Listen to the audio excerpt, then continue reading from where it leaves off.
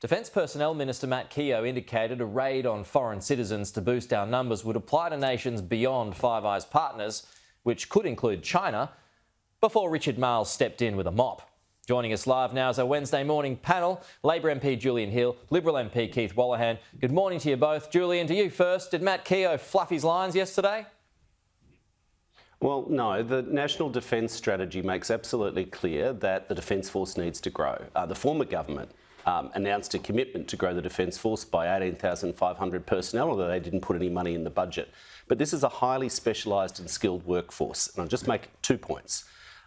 The old adage goes, when the labour market's strong, when the economy's strong, Defence struggles to recruit. And it's no surprise. The same thing's happening across much of the developed world. But, you know, it's important then, when we look at the Defence Force under pressure going backwards, that we look at new options. Now, there's nothing new here. It's no change in policy. What the government's announced very clearly and sensibly is that from the 1st of July, eligible New Zealand permanent residents who've been living here for a year will be able to apply to join the ADF. And then from January next year, it will be people from Five Eyes partners, the US, the UK, but not beyond Canada. that, because that's what Matt Keogh suggested. No, exactly, absolutely. So he was wrong. Absolutely, but so he got it wrong. No, with respect, I do have respect for Sky during the day, and I saw your headline there. It is just misinformation. You know, it is misinformation. What's you know misinformation? The facts now.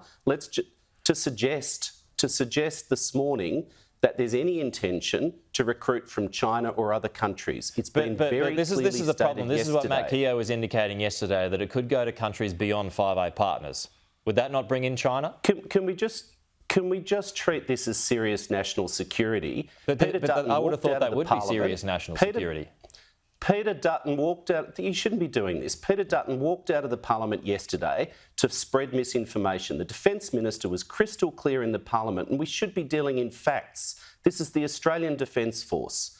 We will be allowing eligible New Zealand permanent residents to apply from July, and the US, Canada, the UK from January. And there's nothing new in that. I mean, if you go on a submarine, if you go on a ship, as I've done many times, you see what's called lateral transfers, usually the Brits because they come here for the weather.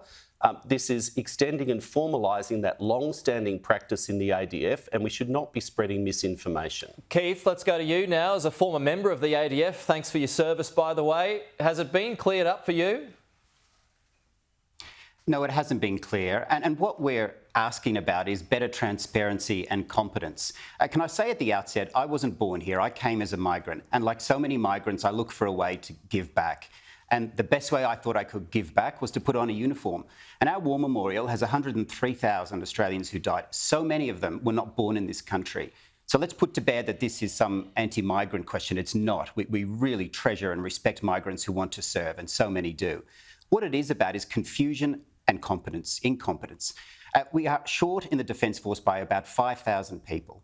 And this scheme, and there is merit in parts to it, is only talking about 350 people. And when I was in East Timor or Afghanistan, many people would have Canadian or British or American accents, because we've been doing a form of this for many years. So the idea is not new. What we're looking for is better detail and transparency, and that's not lacking. And like on so many portfolios, the relevant ministers are not across their brief. And that's really concerning more broadly for this government.